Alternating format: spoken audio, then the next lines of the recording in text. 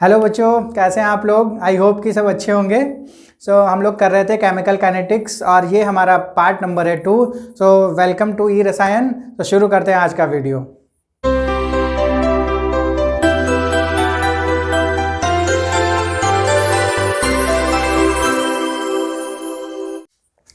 बच्चों, कल हम लोगों ने अपने लास्ट वीडियो में किया था रेट, कैसे किसी केमिकल रिएक्शन की स्पीड को हम लोग मेज़र करते हैं या फिर रेट ऑफ केमिकल रिएक्शन को हम डिटरमाइन करते हैं।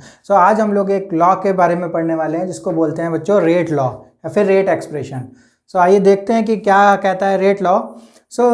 Rate law is nothing but the mathematical expression which relates the rate of reaction with concentration of reactant. तो बच्चों रेट लॉ क्या कहता है यहाँ पर कि जो एक मैथमेटिकल एक्सप्रेशन है जो कि रिलेशनशिप देता है किसके बीच में, रेट ऑफ रिएक्शन और concentration of reactant. That means है कि किसी भी अगर कोई रिएक्शन केमिकल रिएक्शन है और उसमें हमारे पास कंसंट्रेशन है किसका, रिएक्टेंट का कंसंट्रेशन, तो हम लोगों को रेट ऑफ रिएक्शन हम लोग क्या कर सकते हैं, फाइंड कर सकते हैं। तो आइए देखते हैं कि किस तरीके से हम लोग किसी भी केमिकल रिएक्शन के लिए इसको देखते हैं। कोई भी हम लोग पर्टिकुलर एक रिएक्शन ले लेते हैं। तो हम लोग यहाँ पर एक जनरल रिएक्शन लेते हैं।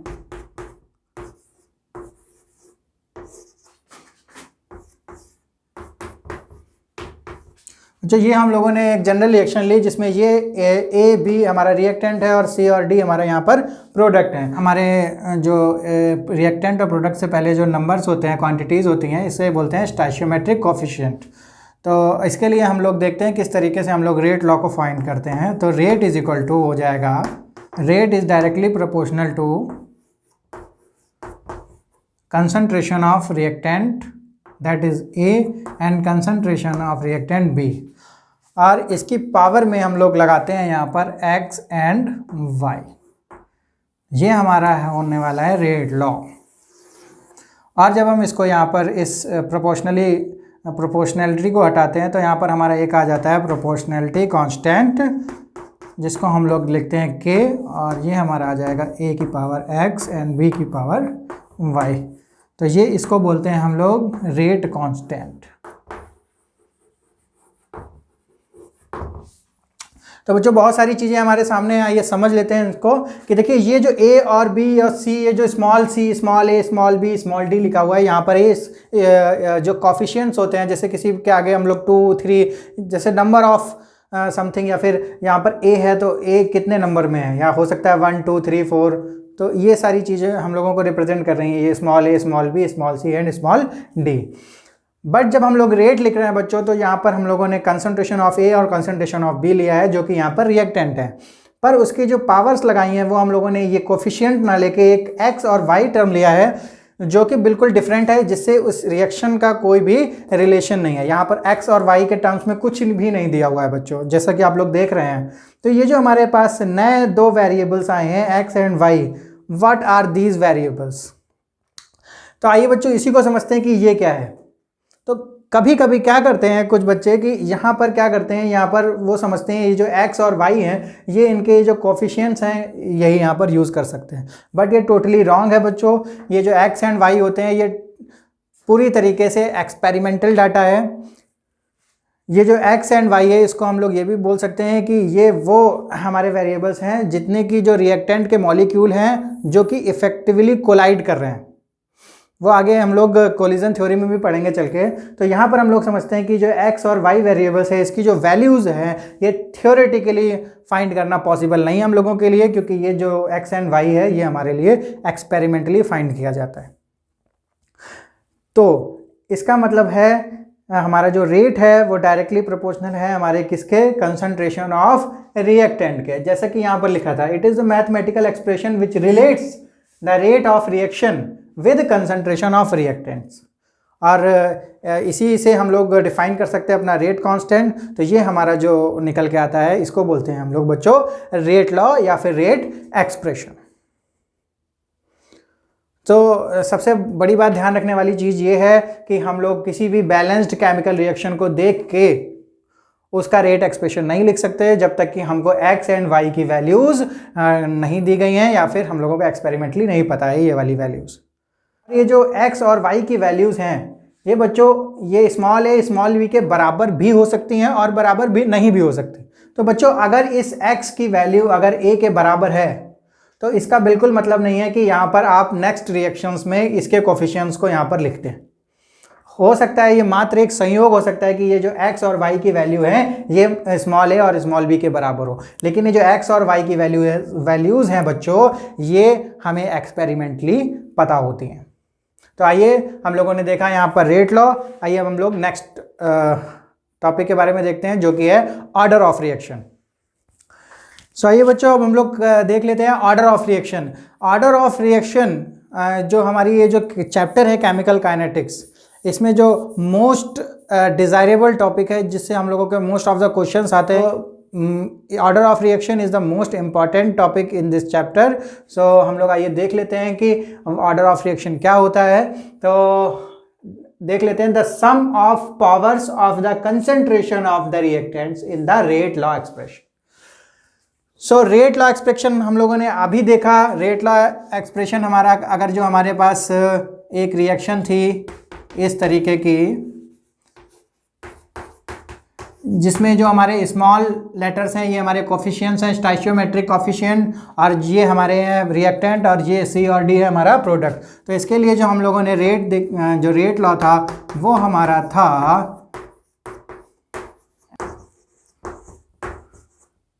ये बच्चों हम लोगों का था रेट लॉ हम लोगों ने पढ़ा, रेट एक्सप्रेशन था। इसमें बोल रहे हैं कि जो हमारा रेट लॉ एक्सप्रेशन में जो हमारा रिएक्टेंट के जो कंसंट्रेशन ऑफ रिएक्टेंट्स है उसकी जो पावर्स हैं उसके सम को क्या बोल रहे हैं यहाँ पर order of reaction. That means जो इसका ऑर्डर ऑफ रिएक्शन होगा वो होगा हमारा order of reaction will be is equal to x plus y। ये जो हमारी पावर्स हैं इनकी जो सम होगा इसका जो एडिशन होगा उसको हम लोग बोलेंगे ऑर्डर ऑफ रिएक्शन। तो ऑर्डर ऑफ रिएक्शन के लिए हम लोगों को क्या पता होना चाहिए, हम लोगों को रेट लॉ या रेट एक्सप्रेशन के बारे में सबसे पहले पता होना चाहिए बच्चों। तो जैसे कि हम लोगों ने रेट लॉ में भी देखा था कि ये जो x और y हैं इसका इस रिएक्शन के कोफिशिएंट से कोई भी लेना देना नहीं है। ये जो हमारे x और y हैं ये हमारे एक्सपेरिमेंटल हैं, या फिर हम लोग कह सकते हैं कि ये वो वैल्यूज़ हैं कि जितने मॉलिक्यूल रिएक्टेंट के कोलाइड कर रहे हैं। तो उसकी जो डाटा है हमको पता होना चाहिए पहले से, तभी हम लोग इस चीज़ के बारे में पता लगा सकते हैं कि ऑर्डर ऑफ रिएक्शन क्या है, किसी भी पर्टिकुलर रिएक्शन का ऑर्डर ऑफ रिएक्शन क्या है। तो बच्चों हमको ऑर्डर ऑफ रिएक्शन अगर हमसे पूछी जाती है और हमको कोई रिएक्शन दी जाती है तो हम लोगों का आंसर क्या होना चाहिए, जो हमारा नॉर्मल रिएक्शन होनी चाहिए कि हम लोग कह सकते हैं कि by seeing the chemical reaction we can not predict exactly order of reaction. हम लोग रिएक्शन को देखने के बाद ही केवल हम लोग ऑर्डर ऑफ रिएक्शन नहीं पता लगा सकते, क्योंकि उसके लिए हमको डाटा चाहिए होगा x और y का, जो कि x और y का जो डाटा है वो हमको इस बैलेंस्ड रिएक्शन से देखने को नहीं मिलेगा बच्चों। तो एक बात हम लोग ये भी कह सकते हैं कि we can not predict the order of reaction by seeing the balanced chemical equation, ठीक है, या बाय थ्योरेटिकली। तो इस तरीके से हम लोगों ने देखा कि ऑर्डर ऑफ रिएक्शन किस तरीके से निकलता है। तो आइए बच्चों देख लेते हैं कि किस तरीके से हम लोग एक लाइव एग्जांपल और देख लेते हैं इसका।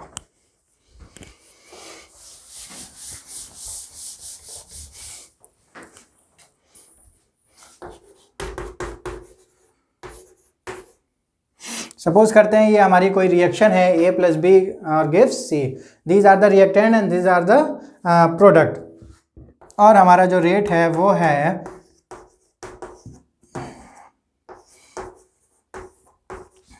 तो इसके लिए हमारा ऑर्डर ऑफ रिएक्शन क्या होगा। ऑर्डर ऑफ रिएक्शन हो जाएगा बच्चों हमारा यहाँ पर order of reaction is 3, 1 + 2 that is 3। तो ये थर्ड ऑर्डर की रिएक्शन होगी, जबकि हम लोग इस रिएक्शन को देखने पे बिल्कुल नहीं प्रेडिक्ट कर सकते कि ये थर्ड ऑर्डर की रिएक्शन है। तो हमको इसके लिए कौन सी वैल्यू पता होनी चाहिए, ये वाली वैल्यूज़ पता होनी चाहिए, या फिर हमको ऑर्डर ऑफ रिएक्शन पहले से पता होगा। तो जो कितने तरीके के ऑर्डर्स हो सकते हैं और कितने तरीके के हम लोग पढ़ने वाले हैं वो देख लेते हैं। आइए,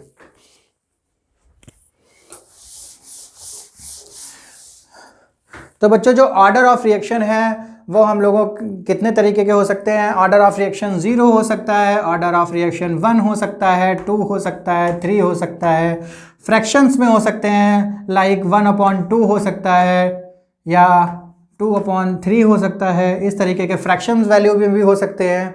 और हमारा एक स्यूडो फर्स्ट ऑर्डर रिएक्शन भी होता है।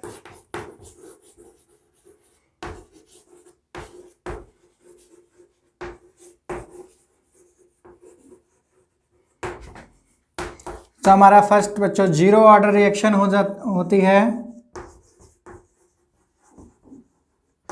अब 0 ऑर्डर रिएक्शन का मतलब होता है हमारा कि जो हमारा जो रिएक्टेंट की पावर है 0, तो किसी की भी पावर जब बच्चों 0 होती है तो उसका मतलब होता है 1, दैट इज़ नथिंग वहाँ पर। तो इसका मतलब हो जाएगा कि हमारी जो रेट ऑफ रिएक्शन है वो इंडिपेंडेंट है रिएक्टेंट के। जैसे हम लोग देख लेते हैं, अगर ये R है और ये हमारा रिएक्टेंट की पावर हो जाती है 0, तो दैट मीन्स 1। तो जो हमारा रेट ऑफ रिएक्शन है वो इंडिपेंडेंट ऑफ रिएक्टेंट कंसंट्रेशन के हो सकता है। तो इसका मतलब 0 ऑर्डर रिएक्शन का मतलब होता है कि जो हमारा रेट ऑफ रिएक्शन है वो रिएक्टेंट के कंसंट्रेशन पे डिपेंड नहीं कर रही है। एक होता है हमारा फर्स्ट ऑर्डर रिएक्शन और एक होता है हमारा सेकेंड ऑर्डर रिएक्शन और एक होती है हमारी थर्ड ऑर्डर रिएक्शन। और एक बच्चों हम लोग पढ़ेंगे फ्रैक्शन ऑर्डर में भी हम लोगों को पता है कि बताई थी हम लोगों ने कि फ्रैक्शन ऑर्डर भी हो सकती है और एक होती है हमारी स्यूडो फर्स्ट ऑर्डर। इतने तरीके की ऑर्डर ऑफ रिएक्शन को हम लोगों को देखना है।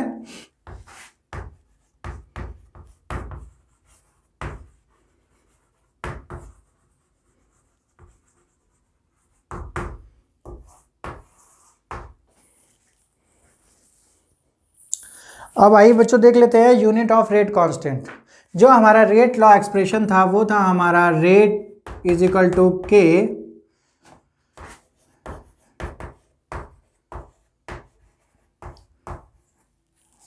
For a specific reaction. ये जो हमारा ये था, जो हमारा रेट था is equal to rate constant into reactant की जो पावर्स थी। अब इस रेट एक्सप्रेशन में हम लोगों को है हमारे पास रेट कांस्टेंट और इसकी हमको निकालनी है यूनिट। तो आइए देख लेते हैं किस तरीके से हम लोग इसकी यूनिट फाइंड करेंगे। तो जब के को हम इधर लाते हैं तो हमारा हो जाता है रेट अपॉन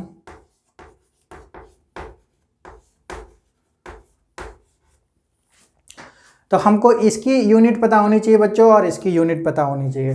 तो अगर हम लोग रेट की या फिर हम लोग नीचे देखें तो ये जो हमारा कंसंट्रेशन है ये भी कंसंट्रेशन है। उसकी जो अगर हम लोग ये रिएक्टेंट सेम हुआ तो हमारी ये जो टोटल कंसंट्रेशन हो जाएगी। तो हम लोग यहाँ पर लिख लेते हैं कंसंट्रेशन की पावर x और प्लस y और ऊपर हो जाएगा हमारा रेट।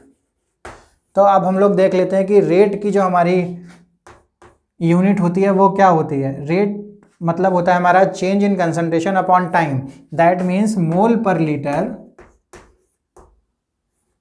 और पर सेकेंड।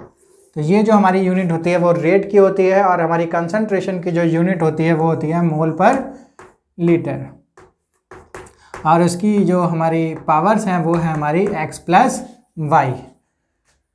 तो प्रॉब्लम हमारा कर रहा है कि अगर हमारे x प्लस वाई की वैल्यूज़ अगर हम लोग वहाँ पर पुट कर देते हैं तो हम लोग देखते हैं कि जो x प्लस वाई होता है इसको हम लोग बोलते हैं ऑर्डर ऑफ रिएक्शन। तो यहाँ पर हम लोग अलग अलग ऑर्डर के लिए इसकी यूनिट निकाल सकते हैं बच्चों। तो अगर हम लोग इस x प्लस वाई को 0 ले लेते हैं, दैट मीन्स 0 ऑर्डर की रिएक्शन के लिए अगर हम इसको निकालते हैं तो देखते हैं यहाँ पर क्या निकल के आता है। मोल पर लीटर पर second upon mole per litre और x प्लस वाई की वैल्यू है 0। तो बच्चों किसी की भी जब पावर 0 होती है तो उसकी वैल्यू होती है 1। तो जो हमारी यूनिट आने वाली है वो आने वाली है मोल पर लीटर और पर सेकेंड। तो फॉर 0 ऑर्डर रिएक्शन के लिए जो हमारी रेट कांस्टेंट की यूनिट है वो आएगी मोल पर लीटर पर सेकेंड। इसी तरीके से अगर हम लोग x प्लस वाई की वैल्यू यहाँ पर 1 लेते हैं, दैट मीन्स इसकी वैल्यू अगर हम लोग 1 रखते हैं यहाँ पर तो जो 1 रखने का मतलब है जो ये हमारी वैल्यूज़ है वो किसके लिए है, फर्स्ट ऑर्डर के लिए। तो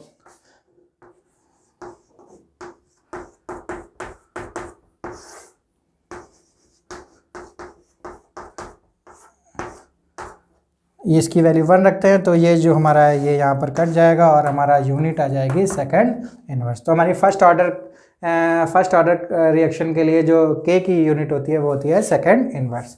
इसी तरीके से बच्चों हम लोग सेकंड ऑर्डर के लिए भी देखते हैं, क्योंकि हमारे 12th के सिलेबस में सेकंड ऑर्डर तक है यहाँ पर यूनिट के लिए, और हम लोग निकाल सबके लिए सकते हैं विद दिस सिंपल मेथड। तो अब हम लोग अगर x प्लस वाई की वैल्यू अगर 2 रख देते हैं, 2 रख देते हैं, तो हम लोग यहीं पर देख लेते हैं बच्चों।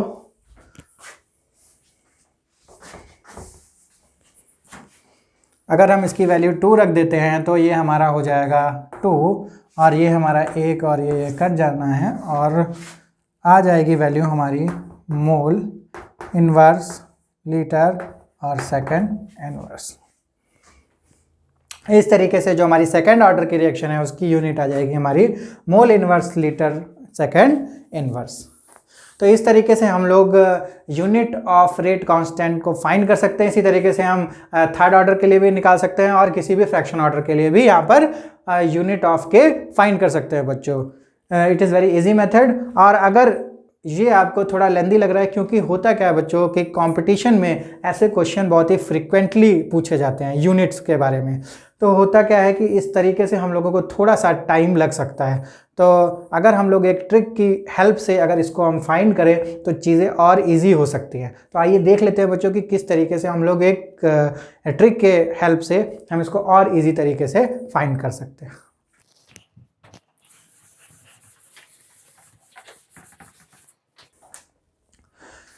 तो बच्चों सेम काम हम लोग करने वाले हैं, बस एक हमको मेथड चाहिए, एक ट्रिक चाहिए। वो है हमारी यूनिट होगी वो होगी मोल पर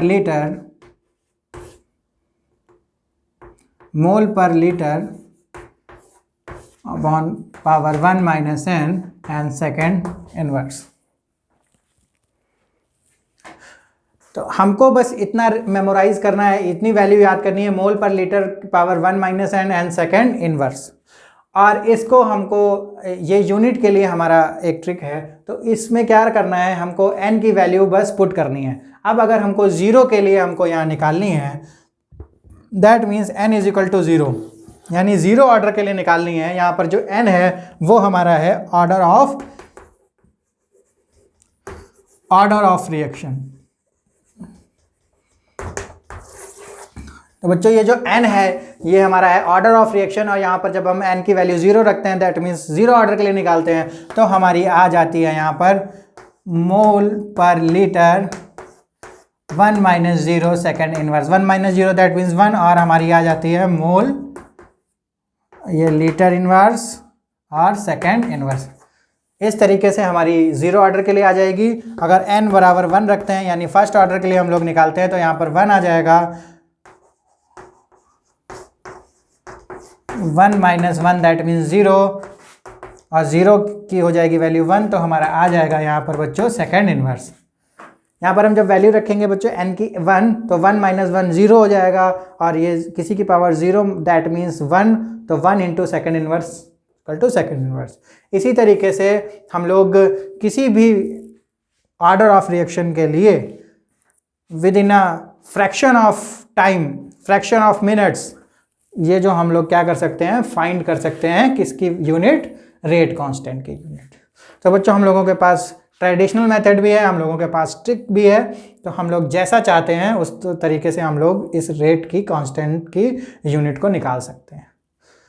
तो बच्चों आज हम लोगों ने रेट लॉ एक्सप्रेशन पढ़ा, और उसकी हेल्प से हम लोगों ने देखा कि कैसे जो वो x और y टर्म्स थे वो कैसे डिफरेंट थे हमारे स्टोइचियोमेट्रिक कोफिशिएंट से, और उसकी हेल्प से हम लोग कैसे ऑर्डर ऑफ रिएक्शन को फाइंड किया हम लोगों ने, कैसे ऑर्डर ऑफ रिएक्शन को हम लोग किसी भी थ्योरेटिकल रिएक्शन या फिर बैलेंस्ड रिएक्शन को देखकर नहीं बता सकते, और हम लोगों ने देखा कि कैसे हम लोगों ने रेट कांस्टेंट की यूनिट को फाइंड किया।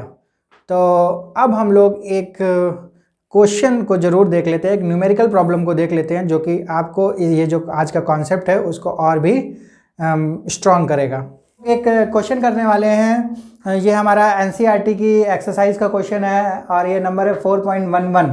तो आइए देख लेते हैं बच्चों कि किस तरीके से हम लोगों को ये क्वेश्चन सॉल्व करना है। तो ये हमारी ये कोई रिएक्शन दी हुई है 2A + B gives C + D, और उसके लिए हमारे पास एक डाटा चार्ट है जिसमें हम लोगों का कंसंट्रेशन की वैल्यू दी है A की। ये हमारे 4 एक्सपेरिमेंट किए हुए हैं। जो जिसने डाटा दिया है उन्होंने बोला है कि ये 4 एक्सपेरिमेंट किए हैं उन्होंने, जिसमें से उनको 4 अलग अलग वैल्यूज़ मिली अलग अलग कंसंट्रेशन पे। और कंसंट्रेशन किसके दिए हुए हैं, हमारे रिएक्टेंट के A और B के कंसंट्रेशन है। उसके लिए उन्होंने रेट ऑफ रिएक्शन अलग अलग 4 बार फाइंड किया हुआ है। और हम लोगों से पूछ रहे हैं कि इसका रेट एक्सप्रेशन क्या होगा, X एंड Y की वैल्यूज़ क्या होंगी और ऑर्डर ऑफ रिएक्शन क्या होगा। तो इन तीनों चीज़ों के लिए हमें चाहिए X और Y की वैल्यू। X और Y की वैल्यू एक्सपेरिमेंटल होती है, जो कि हम लोगों को एक्सपेरिमेंटल डाटा दिया हुआ है। तो इसकी हेल्प से हम लोग किस तरीके से X एंड Y की वैल्यू फाइंड करेंगे और उसके बाद हम कैसे ऑर्डर ऑफ रिएक्शन निकालेंगे, आइए देखते हैं बच्चों।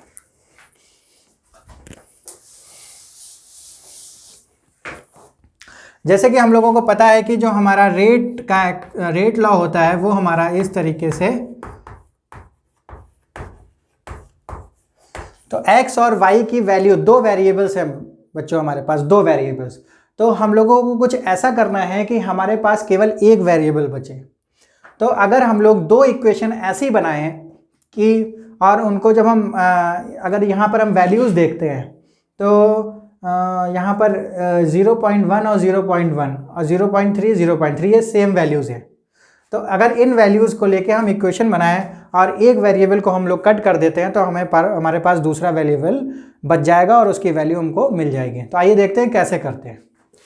तो सबसे पहले हम एक्सपेरिमेंट जो 1 है उसके लिए हम लोग इस वैल्यू को लिखते हैं।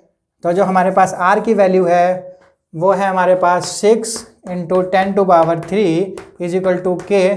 और K की वैल्यू सबके लिए सेम रहेगी अगर एक रिएक्शन है, क्योंकि ये जो हमारा होता है वो कांस्टेंट होता है, इसकी वैल्यू चेंज नहीं होती है ये किसी पर्टिकुलर रिएक्शन के लिए, चाहे उसे हम कितनी बार भी परफॉर्म करें। तो A का हमारा कंसंट्रेशन है 0.1 की पावर x इंटू B का कंसंट्रेशन है हमारा 0.1 की पावर y। तो इसको हम मान लेते हैं इक्वेशन नंबर 1।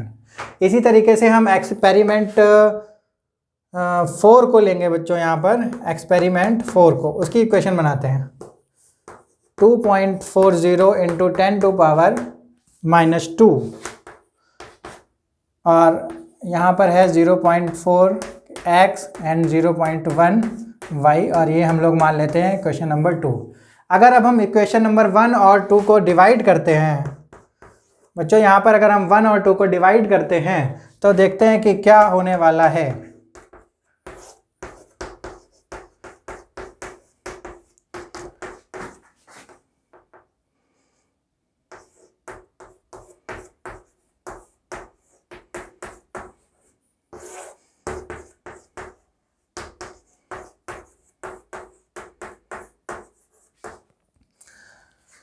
तो यहाँ पर K से K हमारा कैंसिल हो जाने वाला है और ये 0.1 और ये एक वेरिएबल ख़त्म हो गया। तो हमारे पास केवल और केवल एक वेरिएबल बचा है विच इज़ x, और यहाँ पर बाकी सारी हमारी न्यूमेरिकल वैल्यूज़ है। तो अब हम लोग देखते हैं कि कैसे इसको सॉल्व करते हैं।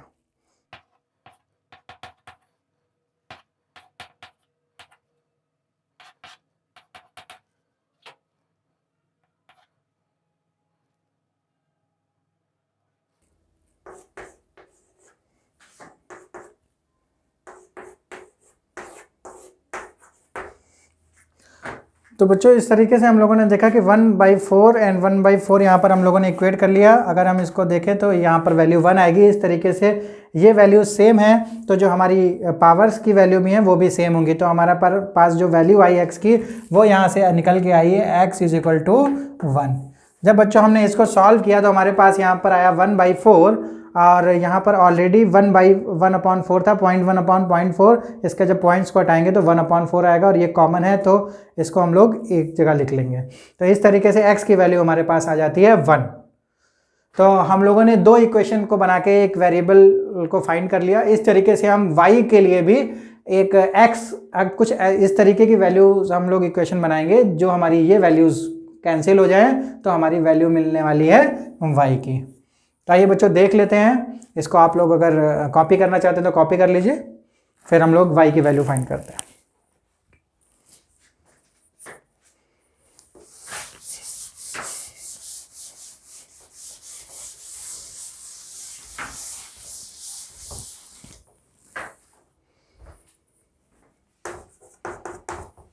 तो बच्चों y की वैल्यू फाइंड करने के लिए अगर हम लोग यहाँ पर देखते हैं तो ये इक्वल है, तो हमारी जो x है वो कट जाएगा, y बचेगा। इस तरीके से हम लोग एक्सपेरिमेंट नंबर 2 से जो हमारी इक्वेशन बनती है वो हमारी r है यहाँ पर 7.2 into 10⁻² is equal to k x 0.2 y। इसको हम मान लेते हैं इक्वेशन नंबर 3। और एक्सपेरिमेंट 3 से हमारा जो रेट है वो है 2.88 इंटू 10⁻⁻1 इक्वल टू k 0.3 की पावर x एंड 0.4 की पावर y। इसको हम लोग मान लेते हैं इक्वेशन नंबर 4। अब हम लोग यहाँ पर भी क्या करेंगे, 3 को 4 से डिवाइड करने वाले हैं और हमारा क्या आने वाला है यहाँ पर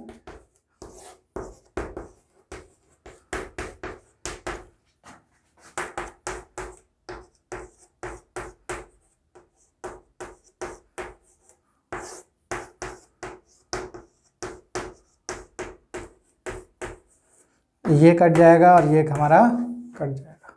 इस तरीके से हम लोग देख लेते हैं। तो अगर हम लोग 7 से इसको हम लोग कट करते हैं तो हमारा हो जाएगा ये इस तरीके से, और ये हमारा हो जाएगा ये, और हमारा आ गया यहाँ पर 1/4। और यहाँ पर अगर हम लोग देख लेते हैं तो इस तरीके से हमारा यहाँ पर आ जाता है 1/2। तो अगर हम लोग इसको देखते हैं तो 4 को हम लोग लिख सकते हैं 2 की पावर 2। तो यहाँ पर हम लोग इस तरीके से इसको भी लिख सकते हैं और यहाँ पर लिख सकते हैं। तो इस तरीके से हम लोग देखते हैं कि ये जो बेस है हमारा सेम है, तो हमारी जो पावर्स भी होंगी वो सेम होंगी। और इस तरीके से हमारी y की वैल्यू निकल के आती है 2, और x की वैल्यू बच्चों हम लोग पहले ही यहाँ पर फाइंड कर चुके हैं।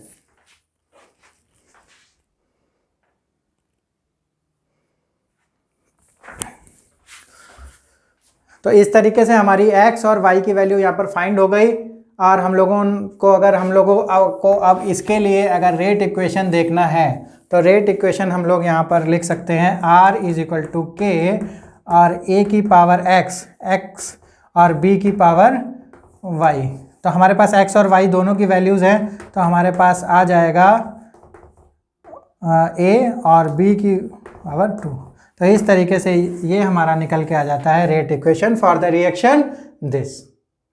जबकि अगर यहाँ पर कोफिशिएंट देखें तो a का 2 था, b का 1 था, जबकि जो हमारी x y की वैल्यू जस्ट उल्टी हैं। तो अगर हम लोग इसको देख के अगर हमसे कोई विदाउट डाटा अगर ये कहता है कि हमको रेट इक्वेशन निकाल के आप दीजिए, तो हम लोग नहीं निकाल सकते थे। हमको चाहिए थी x और y की वैल्यूज़ जो हमको मिली हैं इन एक्सपेरिमेंट्स की हेल्प से। तो बच्चों इस तरीके से हम लोगों ने x और y की वैल्यू फाइंड करी। और अगर हमसे ऑर्डर ऑफ रिएक्शन पूछता है तो हम लोग बता सकते हैं कि जो हमारा ऑर्डर ऑफ रिएक्शन है वो है हमारा x plus Y, that means 1 + 2। तो ऑर्डर ऑफ रिएक्शन हमारा आ जाता है इस रिएक्शन के लिए 3। सो बच्चों आई होप कि आज की क्लास आपके लिए बहुत यूज़फुल रही होगी, साथ में आपको मज़ा भी आया होगा ऑर्डर ऑफ रिएक्शन और इन सब चीज़ों के कॉन्सेप्ट को समझने में। तो पढ़ते रहिए बच्चों, और अगले टॉपिक में हम लोग नेक्स्ट सेशन में मिलने वाले हैं। तो सो बच्चों टिल देन बाय बाय।